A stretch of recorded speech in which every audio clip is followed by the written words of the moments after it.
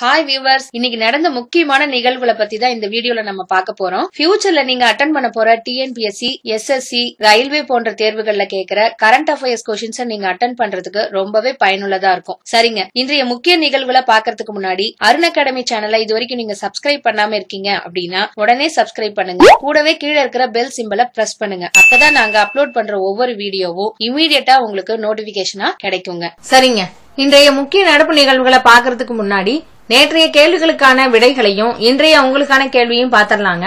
நேற்றைய கேள்விகள்ல முதல் கேள்விக்கான விடை அக்டோபர் 1, 2018, இரண்டாவது கேள்விக்கு ஹைதராபாத், மூன்றாவது கேள்விக்கு நிடாகஸ் கோப்பை, நான்காவது கேள்விக்கு ஆகஸ்ட் 2018, ஐந்தாவது கேள்விக்கான விடை பாகிஸ்தான்ங்க. சரிங்க, இன்றைய உங்களுக்கான முதல் கேள்வி ரெய்க்ஜாவிக் ஓபன் சர்வதேச சதுரங்க போட்டியில் சாம்பியன் பட்டம் வென்ற பாஸ்கரன் அதீபன் எந்த நாட்டை சேர்ந்தவர்? இதற்கான answer option A Iceland, option B Thailand, option C India, option D சீனாங்க.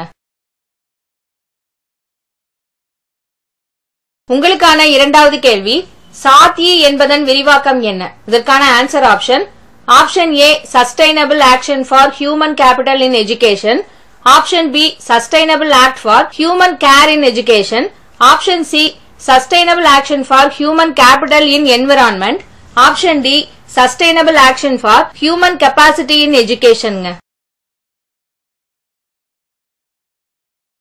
உங்களுக்கான மூன்றாவது கேள்வி காஸ்ட் அக்கவுண்ட் கல்வி நிறுவனத்தின் தலைவர் யார்? இதற்கான answer option A Andrzej Duda, option B Kevin Pietersen, option C Ashish Chauhan, option D Sanjay குப்தாங்க. உங்களுக்கான நான்காவது கேள்வி வாரணாசியில் உள்ள எந்த ரயில் நிலையம் பனாரஸ் ரயில் நிலையம் என்று பெயர் மாற்றம் செய்யப்பட உள்ளது? இதற்கான ஆன்சர் ஆப்ஷன் ஏ புலன்பூர் ரயில் நிலையம், ஆப்ஷன் பி வாரணாசி காண்ட் ரயில் நிலையம், ஆப்ஷன் சி மந்தூதிஹி ரயில் நிலையம், ஆப்ஷன் டி காசி ரயில் நிலையம்ங்க. உங்களுக்கான ஐந்தாவது கேள்வி 2020 இஸ்ரோவால் அனுப்பப்பட உள்ள ஆதித்யா L1 என்ற செயற்கைக்கோள் எதனை ஆய்வு செய்ய உள்ளது? இதற்கான ஆன்சர் ஆப்ஷன் ஏ சந்திரன், ஆப்ஷன் பி சூரியன், ஆப்ஷன் சி செவ்வாய், ஆப்ஷன் டி வியாழன். சரிங்க, இந்த கேள்விகளுக்கு உங்களுக்கு பதில் தெரிஞ்சதுன்னா கீழே கமெண்ட்ல ஆன்சர் பண்ணுங்க. அப்படி தெரியலன்னா 16/3/2018 இருந்து 20/3/2018 வரையிலும் நாங்க அப்லோட் பண்ண வீடியோவை பாருங்க. அடுத்த வீடியோல நானும் இந்த கேள்விகளுக்கான பதில சொல்றேங்க. சரிங்க, இன்றைய முக்கிய நடப்பு நிகழ்வுகள்ல முதல் கேள்வி என்னன்னா இந்திய விண்வெளி ஆராய்ச்சி மையம் வரும் ஏப்ரல் 12ஆம் தேதி கடல்சார் ஆய்வுக்கான எந்த செயற்கைக்கோளை விண்ணில் ஏவ உள்ளது? இதற்கான விடை IRNSS-1ங்க. மேலும் இதை பத்தின சில தகவல் என்னன்னா கடல் வழி ஆராய்ச்சி மற்றும் கடல் எல்லைகளை துல்லியமாக கண்காணிக்க இச்செயற்கைக்கோளானது BSLV C-41 என்ற ராக்கெட் மூலம் சதீஷ் தவன் விண்வெளி ஆராய்ச்சி மையத்தில் இருந்து ஏவப்பட உள்ளதுங்க.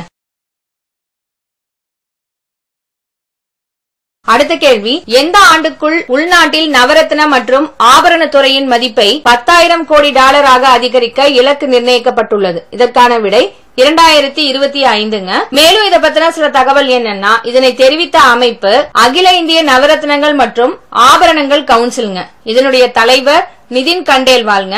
தற்போது உள்நாட்டில் நவரத்ன மற்றும் ஆபரண துறையின் மதிப்பு $7,500 கோடி.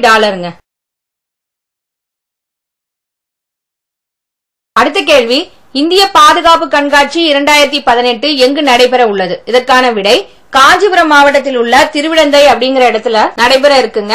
60க்கும் மேற்பட்ட நாடுகளைச் சேர்ந்த பாதுகாப்பு துறைக்கான தொழில் உற்பத்தி நிறுவனங்கள் பங்கேற்கும் இக்கண்காட்சி ஏப்ரல் 11 முதல் 14 வரை நடைபெறுகிறதுங்க. அடுத்த கேள்வி காமன்வெல்த் பளுதூக்குதல் போட்டியில் மகளிர் பிரிவில் 69 கிலோ எடை பிரிவில் தங்கம் வென்ற இந்தியர் யார்? இதற்கான விடை பூனம் யாதவ்ங்க. மேலும் இதை பத்தின சில தகவல் என்னன்னா இத்துடன் சேர்த்து பளுதூக்குதலில் இந்தியா வென்ற தங்கத்தின் எண்ணிக்கை 5ஆக உயர்ந்துள்ளது. இதேபோல் ஆடவருக்கான 94 கிலோ எடை பிரிவில் இந்தியாவின் விகாஸ் தாக்கூர் வெண்கலம் வென்றாருங்க. அடுத்த கேள்வி, காமன்வெல்த் துப்பாக்கி சுடுதல் போட்டியில் மகளிருக்கான 10 மீட்டர் ஏர் பிஸ்டல் பிரிவில் தங்கப்பதக்கம் வென்ற இந்தியர் யார்? இதற்கான விடை மானு பேக்கருங்க. மேலும் இத பத்தின சில தகவல் என்னன்னா, இதே பிரிவில் போட்டியிட்ட மற்றொரு இந்தியரான ஹீனா சித்து வெள்ளி பதக்கம் வென்றாருங்க. இதே போல் ஆடவருக்கான 10 மீட்டர் ஏர் ரைபிள் பிரிவில் இந்தியாவின் ரவிக்குமார் வெண்கல பதக்கம் வென்றாருங்க. அடுத்த கேள்வி, காமன்வெல்த் டேபிள் டென்னிஸ் போட்டியில் மகளிர் அணிகள் பிரிவில் சிங்கப்பூரை வீழ்த்தி தங்கப்பதக்கம் வென்ற நாடு எது? இதற்கான விடை இந்தியாங்க. மேலும் இத பத்தின சில தகவல் என்னன்னா, இதுவரை நடைபெற்ற காமன்வெல்த் போட்டிகளில் டேபிள் டென்னிஸ் அணிகள் பிரிவில் இந்தியாவுக்கு கிடைத்துள்ள 2வது தங்கம் இதுவாகுங்க. முன்னதாக இந்திய ஆடவர் அணி கடந்த 2006ஆம் ஆண்டு மெல்போர்னில் தங்கம் வென்றிருந்ததுங்க.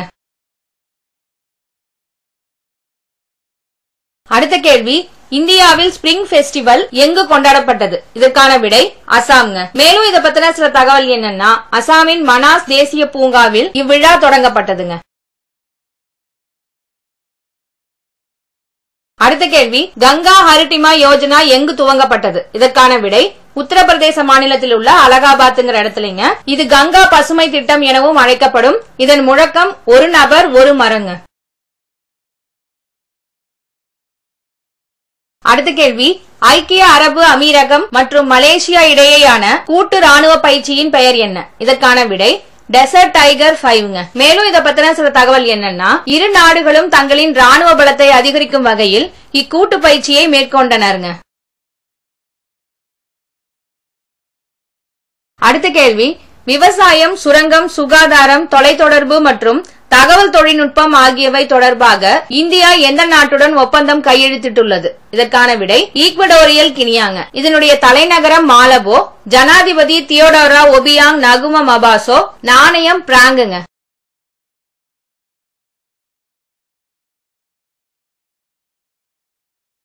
சரிங்க, இதுவரைக்கும் நாங்க சொன்ன தகவல்கள் உங்களுக்கு ரொம்பவே பயனுள்ளதா இருக்கும்னு நினைச்சீங்கன்னா லைக் பண்ணுங்க. அதே போல உங்க நண்பர்களுக்கும் பயனுள்ளதா இருக்கும்னு நினைச்சீங்கன்னா ஷேர் பண்ணுங்க. மேற்கொண்டு இத பத்தின கருத்துக்களை கீழே கமெண்ட்ல பதிவு பண்ணுங்க. மறக்காம அருண் அகாடமி சேனலை சப்ஸ்கிரைப் பண்ணுங்க. தேங்க்யூ.